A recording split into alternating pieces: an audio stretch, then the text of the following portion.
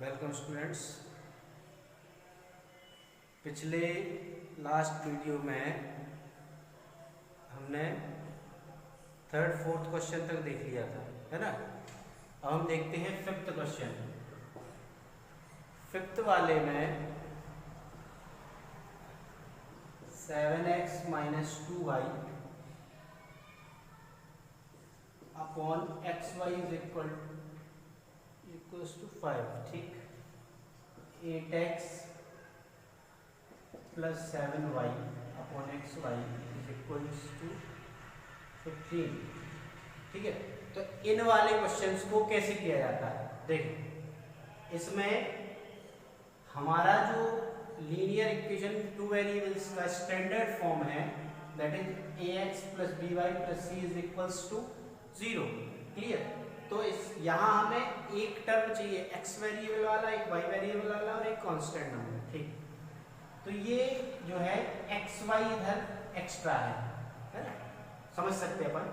तो हम क्या करेंगे,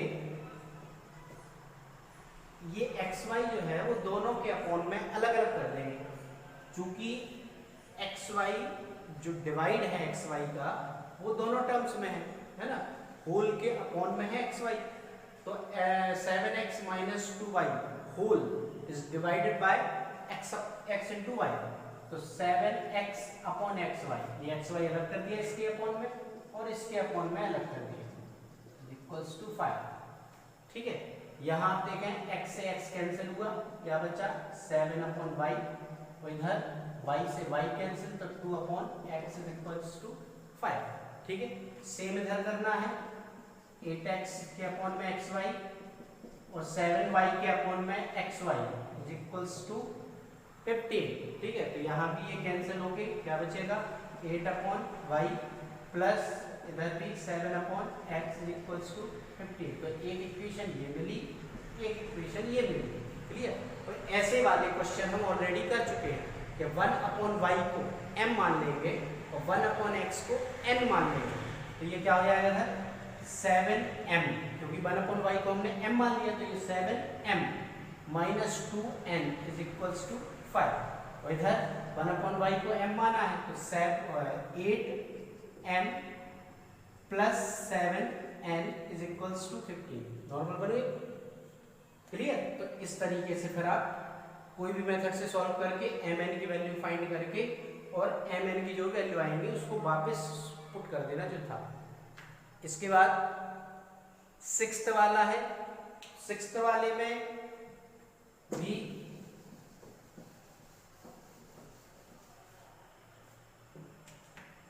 six x plus 3y is equals to 6xy, clear.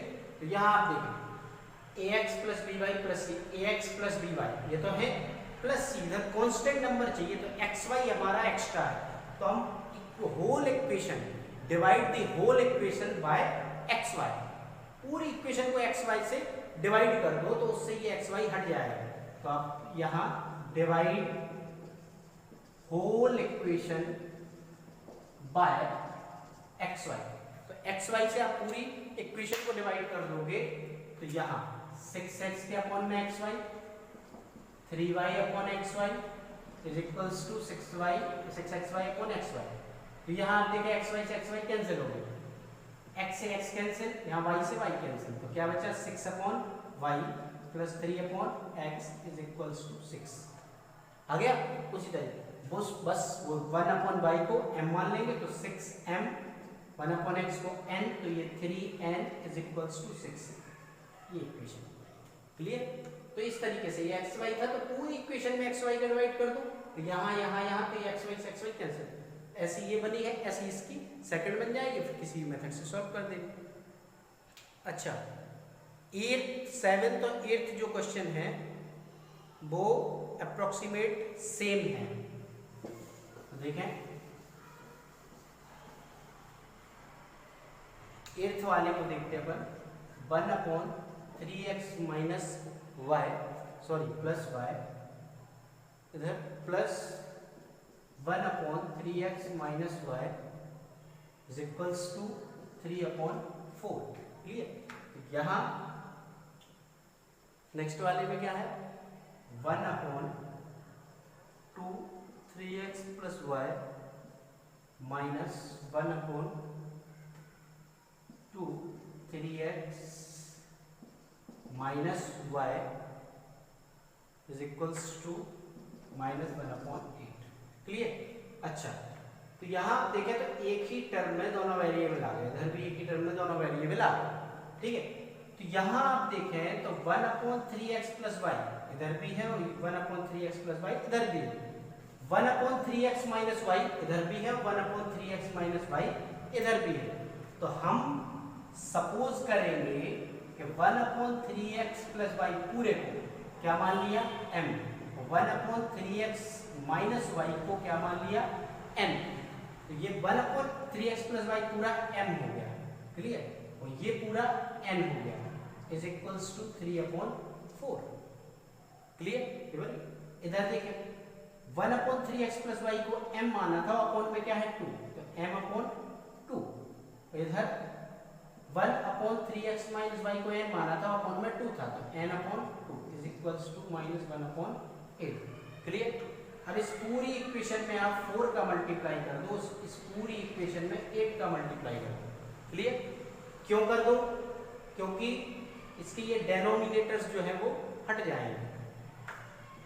मैंने बताया था आपको डेनोमिनेटर कभी भी हटाना हो तो यहाँ डेनोमिनेटर है नहीं, यहाँ है नहीं, यहाँ 4 है तो 4 का ही मल्टीप्लाई कर दो, ये हट जाएगा। इधर 2 है 8 है, तो तीनों का एलसीएम क्या होता है 8, तो 8 का मल्टीप्लाई कर दो तो ये सारे हट जाएंगे। तो क्या आएगा इधर से 4 का मल्टीप्लाई m में करोगे 4m प्लस 4n, और इधर 4 का मल्टीप्लाई करो 4 से 4 कैंसिल हो गए इज इक्वल्स टू 3। इधर क्या होगा 8 का मल्टीप्लाई इसमें करो 2 4 जा 8 4m, यहाँ 8 का मल्टीप्लाई करो 2 4 जा 8 4n इज इक्वल्स टू -1। यहाँ 8 का करोगे 8 से 8 कैंसिल हो जाएगा। क्लियर। अब आप इसको देखें, इसको आप एलिमिनेशन से सॉल्व कर सकते हैं, दोनों इक्वेशन को ऐड कर दो। क्लियर। ऐड करोगे तो 3 - 1 क्या आएगा 2, ये दोनों प्लस माइनस की कैंसिल हो गए, 4 और 4 8m, तो 8m इज इक्वल टू 2, तो m is equal to 2/8 that is 1/4। तो m की वैल्यू कितनी आ गई 1/4। यहाँ आप m की वैल्यू पुट करोगे तो 1/3x plus y is equals to m था और m की वैल्यू 1/4, क्रॉस मल्टीप्लाई कर दो तो ये आ जाएगा 3x plus y is equals to 4। तो ये एक और इक्वेशन बन जाएगी एक्स वाई वेरिएबल वाली। क्लियर। सेम यहाँ जो m की वैल्यू आई थी, यहाँ किसी एक इक्वेशन में से m की वैल्यू को पुट कर दो तो आपको n की मिल जाएगी और n की आप यहाँ रख दो। ठीक है, तो एक ऐसी इक्वेशन एक और मिल जाएगी। फिर जो दो इक्वेशन बनी फिर उनको एक बार फिर से आपको सॉल्व करना है, एलिमिनेशन सब्स्टिट्यूशन या क्रॉस मल्टीप्लिकेशन जो भी आपको इजी लगे उस मेथड से। क्लियर। क्लियर। तो आप प्रैक्टिस करोगे तो फिर ज़्यादा बेटर रहेगा।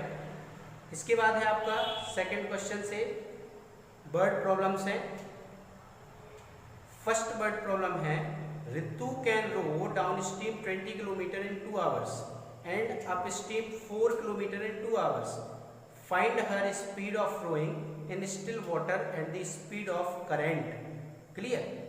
तो the speed of current be x kilometre per hour, कितनी मानी हमने x किलोमीटर, और द स्पीड ऑफ कौन की ऋतु, हाँ तो ऋतु की जो स्पीड है वो मानी हमने y kilometre per hour. Clear.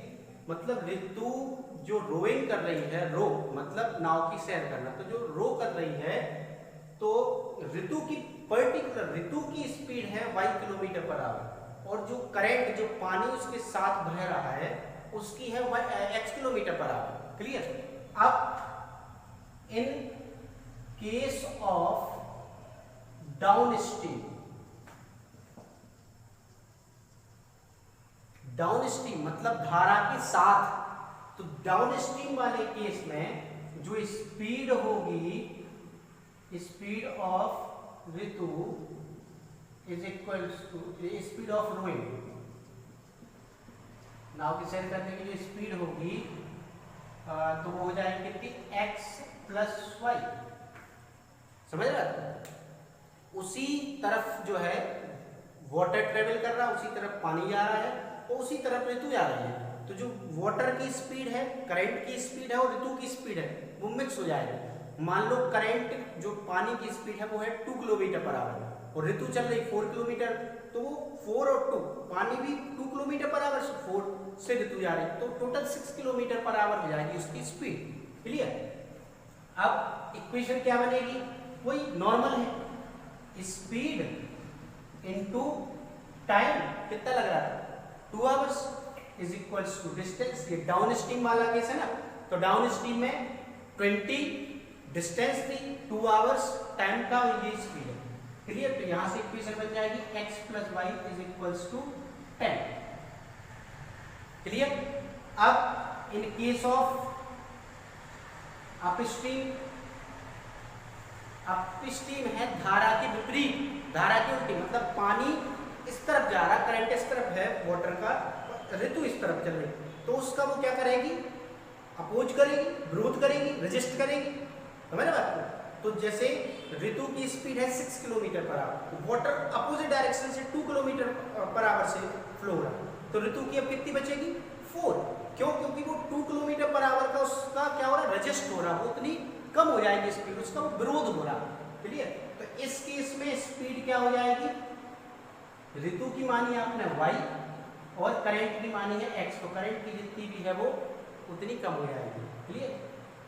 ठीक है, बाकी इधर चाहो तो आप इसको अपोजिट चेंज कर सकते हैं, इसकी y मान लो, इसकी x मान लो, तो इधर हो जाएगी x माइनस ऋतु की जितनी भी थी उसमें से जो वाटर करंट की है ना अपोजिट डायरेक्शन, उतनी कम हो जाएगी। क्लियर? तो यहां से आपकी बन जाएगी speed into time is equals, हाँ, speed into time is equals to distance. Clear? तो यहां से x - y is equals to 2, तो ये आपकी दूसरी इक्वेशन, तो यहां से आप सॉल्व कर लीजिए। ठीक है? अच्छा, यही से समझ में आता कि ये डाउन स्ट्रीम वाले केस में 2 आवर्स में 20 किलोमीटर चल रही और अप स्ट्रीम वाले केस में 2 आवर्स में 4 किलोमीटर चल पा रही। ये समझ जाओ, क्योंकि यहाँ वाटर भी उसी डायरेक्शन में है, तो वाटर भी प्रेस करेगा ना ऋतु को, उसी डायरेक्शन में ऋतु चल रही, उसी डायरेक्शन में वाटर करंट जा रहा है, तो प्रेस करेगा तो उसका जो स्पीड है वो इंक्रीज हो जाएगी, इसीलिए 2 आवर्स में 20 किलोमीटर जाता है। क्लियर? तो यहां से नेक्स्ट क्वेश्चन है 2 वुमेन 5 मैन। अच्छा, ये वर्क एंड टाइम वाला क्वेश्चन है।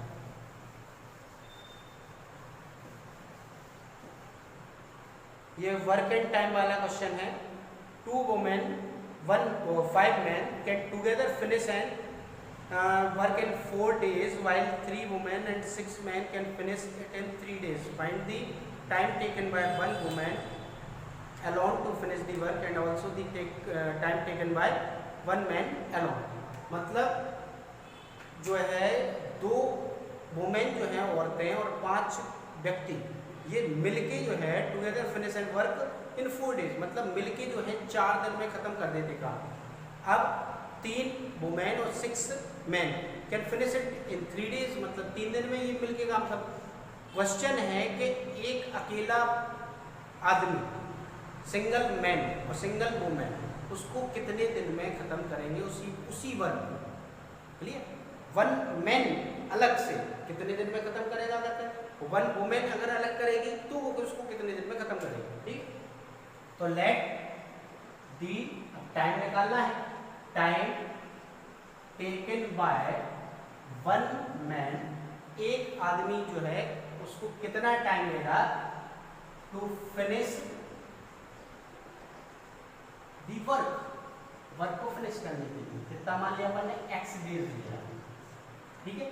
सेम चीज वही, the time taken by 1 women to finish the work, कितना मान लिया, y डेज। क्लियर? एक आदमी जो है पूरे काम को खत्म करे x डेज लेता है, ये उसका, और 1 वुमेन अगर कंप्लीट करेगी उस वर्क को फिनिश करेगी तो y डेज लेगी। क्लियर? ठीक। अब ये आएगा। यहाँ जो इम्पोर्टेंट होता है वो होता है 1 डेज वर्क, 1 डेज वर्क, क्योंकि यहाँ वर्क के अकॉर्डिंग इक्वेशन बनती है ना। टाइम के अकॉर्डिंग आप इक्वेशन नहीं बना सकते, क्लियर, क्योंकि वो इनवर्सली प्रोपोर्शनल होते हैं एक दूसरे के। जैसे नंबर ऑफ मैन आपने पढ़ा होगा, डायरेक्ट प्रोपोर्शन, इनवर्स प्रोपोर्शन। तो नंबर ऑफ मैन्स को आप जितना इंक्रीज करोगे टाइम उतना डिक्रीज होता जाता है। कोई काम हो रहा, जितने आप व्यक्ति को बढ़ाते जाओगे काम करने के लिए तो समय उतना कम लगेगा। तो ये इनवर्सली होते हैं, इसलिए इक्वेशन फॉर्म नहीं होती। तो यहाँ वर्क से इक्वेशन बनानी पड़ती है। तो आपको निकालना पड़ेगा 1 डेज वर्क ऑफ 1 मैन, एक आदमी का, वो होगा 1/x। क्लियर, पूरा काम वो x डेज में खत्म करता तो एक दिन का काम होगा उसका 1/x। तो नॉर्मल सी बात है, जैसे एक काम जो है, जैसे 10 दिन में एक काम होता है, एक दिन में कितना होगा 1/10। यूनिटरी मेथड पढ़ा है हमने, एक एक नियम। तो ये 10 डेज में पूरा 1 कोई कंप्लीट वर्क होता है तो 1 डे में कितना होगा, ये 10 से 1 पे आया तो अपन इसको डिवाइड में ले जाएंगे। सेम चीज, सेम यहाँ है कि x डेज में, अब यहाँ x कर दो कि x डेज में कोई कोई कंप्लीट वर्क होता है तो 1 डे वर्क क्या होगा 1/x। मतलब एक दिन का काम क्या होगा, एक दिन का काम। ठीक, अब 1/x हो गया। और 1 डेज वर्क ऑफ 1 वुमेन, एक औरत का क्या होगा 1/y, क्योंकि वो पूरा y डेज में खत्म करती है, y डेज में 1 वर्क, पूरा कंप्लीट वर्क, तो 1 डे में 1/1। ठीक, अब क्वेश्चन जो था अकॉर्डिंग टू क्वेश्चन आया, अकॉर्डिंग टू क्वेश्चन 2 वुमेन है और 5 मैन है, तो 1 डेज वर्क ऑफ 1 वुमेन, एक वुमेन का एक दिन का काम कितना था 1/y। और यहाँ कितनी वुमेन है 2, तो जब एक वुमेन का एक दिन का काम, एक वुमेन का कितना है 1/y, तो 2 वुमेन का क्या होगा 2/y। क्लियर, ऐसे ही 1 डेज वर्क ऑफ 1 मैन, एक आदमी का क्या है 1/x, एक आदमी का, 5 आदमियों का क्या होगा 5/x। ये किसकी बात कर रहे हैं अपन, 1 डेज वर्क, एक दिन का काम, एक दिन का काम। क्लियर, ये एक आदमी का था, ये 5 आदमी का, ये एक औरत का था, ये 2 औरत, तो ये 5 आदमियों का एक दिन का काम है, ये 2 औरतों का एक दिन का काम है। तो दोनों मिला के कितने दिन में खत्म करते थे 4 दिन में, तो दोनों का मिलके एक दिन का काम क्या हो जाएगा 1/4, क्योंकि दोनों मिलके 4 दिनों में खत्म करते हैं, 4 डेज में पूरा। तो 1 डेज वर्क क्या होगा दोनों का, ये तो दोनों मिलके करते हैं ना 4 दिन में, दोनों का मिलके 1 डेज वर्क क्या होगा 1/4। तो ये 1 डेज वर्क है 5 मैन का, ये 1 डेज वर्क है 2 वुमेन का, तो दोनों का मिला के 1 डेज वर्क है 1/4। ये आपकी इक्वेशन बन गई। नेक्स्ट इक्वेशन ऐसी बन जाएगी 3/y और 6/x is equals to 1/3। Clear, बस यहाँ सॉल्व कर लें, 1/x को m मान लें, 1/y को n मान लें, कंप्लीट कर लें। ये डिनोमिनेटर हटाना 4, तो पूरी इक्वेशन है 4 का मल्टीप्लाई कर, तो यहाँ 3 हटाना, पूरी इक्वेशन 3 का मल्टीप्लाई कर। क्लियर, तो ध्यान देना है, आपको निकालना था टाइम टेकन बाय 1 मैन, तो कितना माना x days, time taken by 1 women कितना माना y डेज। यहाँ वर्क एंड टाइम वाले क्वेश्चन में 1 डेज वर्क सबसे ज़्यादा इम्पोर्टेंट है। क्लियर, एक दिन का काम, इसी से इक्वेशन बनेगी। तो 1 डेज वर्क ऑफ 1 मैन, अब चूंकि वो 10 दिन में फिनिश करता काम को, तो 1 डेज वर्क होगा 1/10। 20 दिन में खत्म करता तो 1/20, 30 दिन में खत्म करता तो 1/30, जब x डेज में खत्म करता तो 1 डेज वर्क क्या होगा 1/x। Clear, 1 days work women का, वुमेन कितने दिन में खत्म करती y डेज में, तो उसका 1 डेज वर्क क्या होगा 1/y। तो 1 डेज वर्क से ही इक्वेशन, ये 1 डेज वर्क 1 मैन का है 1/x, तो 5 मैन का 5/x, 1 वुमेन का 1/y, तो 2 वुमेन का 2/y। वो दोनों का मिला के 1 डेज वर्क, दोनों मिलके 4 दिन में खत्म कर दे तो दोनों का मिलके 1 डेज का वर्क 1/4। इस तरीके से देखिए आप सॉल्व करिए। कोई प्रॉब्लम हो तो आप कमेंट में बता सकते हैं हमें।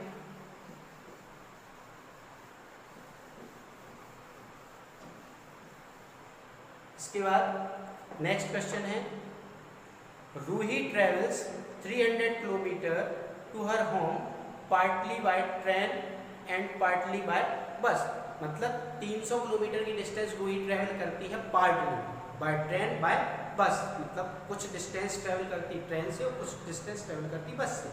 ठीक है, लिखा है सी टेक्स 4 आवर्स, 4 घंटे लेती है वो कब, यदि वो ट्रेवल करे 60 किलोमीटर ट्रेन से और बाकी रिमाइनिंग बस से। रिमाइनिंग कितना बचा, जब 60 किलोमीटर ट्रेन से चला तो कितना बचा 240, क्योंकि टोटल डिस्टेंस 300 किलोमीटर थी, जब 60 ट्रेन से चला है तो 240 बस से।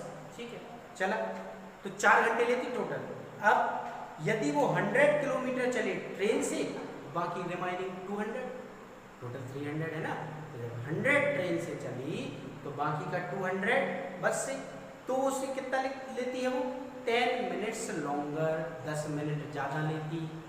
तब कितना ले रही थी 4 आवर्स, अब कितना लेगी 4 आवर्स 10 मिनट, 10 मिनट ज़्यादा। ठीक है, स्पीड बताना है आपको ट्रेन की और बस की, तो let the speed of train कितनी मान ली x किलोमीटर पर आवर, और let the speed of bus be y kilometre per hour. ठीक है, अब अकॉर्डिंग टू क्वेश्चन जाए यदि आप, तो रिलेशन आपको पता ही है ना, कि speed into time is equals to distance. ठीक, तो इसने बोला है कि 60 किलोमीटर चलती है वो बस से और बाकी का 60 चलती है ट्रेन से, बाकी का 240 चलती है बस से, तो कितना लेती है 4 आवर्स। अच्छा, दोनों का मिला के टाइम दिया गया है, बस और ट्रेन दोनों को मिला के टाइम लेती है 4 आवर्स, तो टाइम से इक्वेशन बनेगी, क्योंकि दोनों का मिला के टाइम, तो इधर भी टाइम निकालेंगे आप, बस में कितना टाइम लगता है, ट्रेन में कितना टाइम लगता है, और दोनों का टाइम का टोटल कितना होगा 4 आवर्स, क्योंकि टोटल आपको टाइम दिया दोनों का मिला के, तो टोटल टाइम दिया तो टाइम से इक्वेशन बनेगी। तो टाइम का हमें चूंकि पता है क्या होता है, डिस्टेंस अपॉन स्पीड। क्लियर, तो इन फर्स्ट केस में क्या होगा, 60 किलोमीटर की डिस्टेंस है और 240 किलोमीटर की डिस्टेंस है। अब ये डिस्टेंस ट्रेन की है, तो डिस्टेंस अपॉन स्पीड भी ट्रेन की आएगी, तो डिस्टेंस अपॉन स्पीड क्या हो गया टाइम। अब ये 240 किलोमीटर की डिस्टेंस बस की है, तो टाइम भी बस वाला आएगा, डिस्टेंस अपॉन स्पीड भी आपकी बस की आएगी, तो डिस्टेंस ये वाली डिस्टेंस बस की है, तो ये वाली स्पीड भी बस की, तो ये डिस्टेंस अपॉन स्पीड क्या हो गया। अच्छा, ट्रेन और बस दोनों को मिला, ये ट्रेन का टाइम है, ये बस का टाइम है, मिला के कितना लग रहा है 4 आवर्स। क्लियर हो ना, ये डिस्टेंस जो है 60 किलोमीटर वो ट्रेन से ट्रेवल करती है, और ट्रेन से ट्रेवल किया है, ये x kilometre per our speed जो है वो भी ट्रेन की है, तो डिस्टेंस अपॉन स्पीड ये क्या निकला टाइम, कौन सा वाला ट्रेन वाला, ये स्पीड y है और डिस्टेंस 240 काय की है, ये बस की है, तो इस तरीके से ये दोनों टाइम निकले और टोटल दोनों को टाइम मिला के 4 आवर्स। ऐसे नेक्स्ट है 100 किलोमीटर चलती वो ट्रेन से और उसकी स्पीड क्या है x, तो डिस्टेंस अपॉन स्पीड, फिर 200 चलती बस से उसकी स्पीड क्या है y, और दोनों को मिला के जो टाइम लगा है वो कितना लगा है 4 होल 1/6। क्लियर, अब टाइम आवर में है तो आवर में ही रहना चाहिए, 10 आवर्स को आप वो 10 मिनट्स को आप आवर में बदलो, तो ये 10 मिनट से इसमें 60 का डिवाइड करोगे तो ये आवर में बदल जाएगा, कितना है 1/6, तो 4 आवर्स तो लग नहीं है, उससे 1/6 आवर और लॉन्गर ज्यादा लग रहा था, तो ये इक्वेशन बन गई 6 4 जा 24 और 1 25/6 लिख सकते हैं अपन। क्लियर, अब इस तरीके से 1/x को m मान लो, 1/y को n मान लो, तो ये क्या हो जाएगा 60m 240n is equals to 4। Clear? इधर क्या हो जाएगा 100m फिर 200n इज इक्वल्स टू 25.6। यहाँ पर ने 1/x को माना है m और 1/y को माना है n। क्लियर? अब आपको सॉल्व करना है, ठीक है? तो आप को जो मेथड सुइटेबल लगता है आप उस मेथड से सॉल्व कर सकते हैं। अच्छा, इस पूरी इक्वेशन में आप चाहो तो 4 का डिवाइड कर सकते हो, है ना, क्योंकि 4 का डिवाइड हो रहा है पूरी इक्वेशन हो रहा है ना। चाहो तो आप 4 का डिवाइड कर सकते हो, वो आपके ऊपर डिपेंड है। क्लियर? नहीं कर रहा हो तो कोई मैटर नहीं है, ठीक है? ठीक। अच्छा, चलो एलिमिनेशन मेथड से सॉल्व करते हैं। मान लो आपको m को कैंसिल करना है m वाले टर्म में, तो यहाँ कितना है 60, यहाँ कितना है 100। 60 और 100 का LCM कितना होता है 300, तो मतलब इन दोनों को हम 300 के बराबर बनाएंगे। कभी भी दो नंबर्स तीन नंबर्स को इक्वल बनाना हो तो सबसे लीस्ट जो नंबर होता है जिसके इक्वल बना सकते हो वो है LCM। तो इसको 300 बनाने के लिए आपको 5 का मल्टीप्लाई करना पड़ेगा, तो कर दो पूरी इक्वेशन में 5 का मल्टीप्लाई। इसको 300 बनाने के लिए आपको पूरी इक्वेशन में 3 का मल्टीप्लाई करना पड़ेगा, कर दो, ठीक है? बना इधर 60 का 5 में करोगे 300n, इसका 5 में करोगे 1200n, इसका 5 में करोगे 20। ठीक, इधर आप 100 का करोगे 5 में 300n, 200 का 3 में 200 का 3 में करोगे 600n, और इसका 3 में करोगे तो 3 2 जा 625/2। क्लियर? अब आप कैंसिल कर दो, माइनस सब्ट्रैक्ट कर दो, ये भी माइनस ये भी माइनस, ये कैंसिल। 1200 600 दिया, कितना बचा 600n। इधर 20 में से सब्ट्रैक्ट करेंगे आप 25/2 को, तो कितना आएगा 15/2। कितना है 15/2। क्लियर? ये 600 इधर डिवाइड में चला जाएगा, कैंसिल कर दो। n is equals to 1/80। n की वैल्यू कितनी आ गई 1/80। क्लियर? तो इधर से आप n की वैल्यू इसमें पुट करें 1/y इज इक्वल्स टू 1/80, तो y की वैल्यू क्या आ जाएगी क्रॉस मल्टीप्लाई करके 8।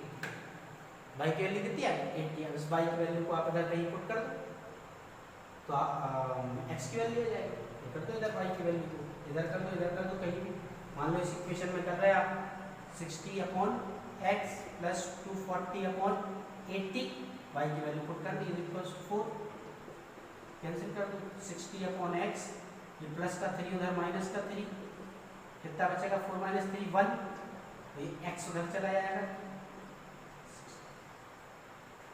ये आ जाएगी आपकी 60 किलोमीटर पर आवर, वो आ गई 80 किलोमीटर पर आवर। तो इधर आप क्वेश्चन को वेरीफाई करने के लिए यूज भी कर सकते हो, है ना।